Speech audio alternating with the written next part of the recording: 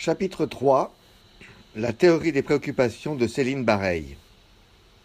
La première chose à faire est donc d'adresser les préoccupations des parties prenantes, qui sont toutes légitimes et doivent être adressées sous peine de conduire à des réactions d'opposition et donc de fragiliser le processus de changement.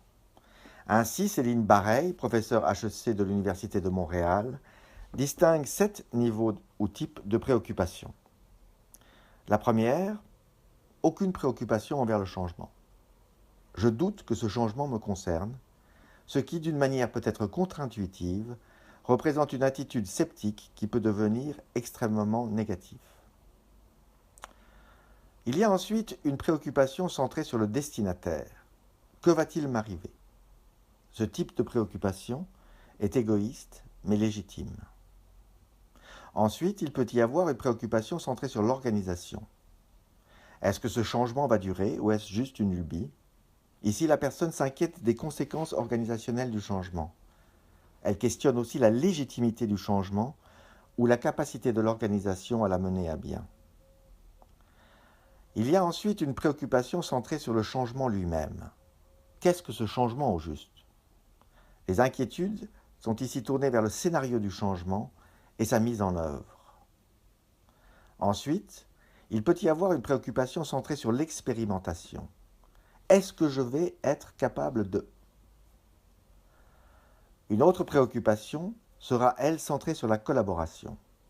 Qui pourrait-on réunir pour que collectivement on trouve des solutions? Enfin, une préoccupation centrée sur l'amélioration continue du changement. Comment pourrait-on faire mieux ce que l'on a déjà fait bien dans le changement?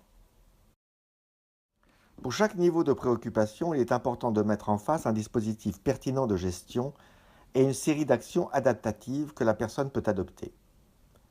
Ainsi, pour la personne qui pense que le changement ne la concerne pas, il est important que les autres lui communiquent de façon précise l'importance du changement.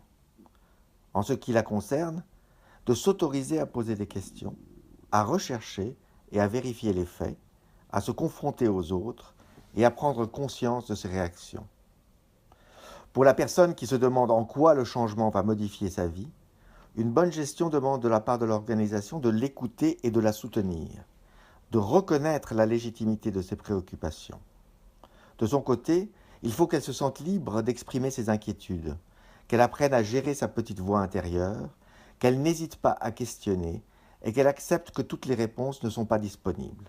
Au fond, ce que l'on constate, c'est qu'il y a un seuil entre le niveau 5 et le niveau 6 qui marque une conversion des résistances au changement en soutien au processus. Il s'agit donc d'amener les personnes concernées par le changement au niveau 6, à ce niveau où elle pourra se reconnecter avec sa capacité d'agir dans le sens du changement. Récapitulatif du 3e chapitre.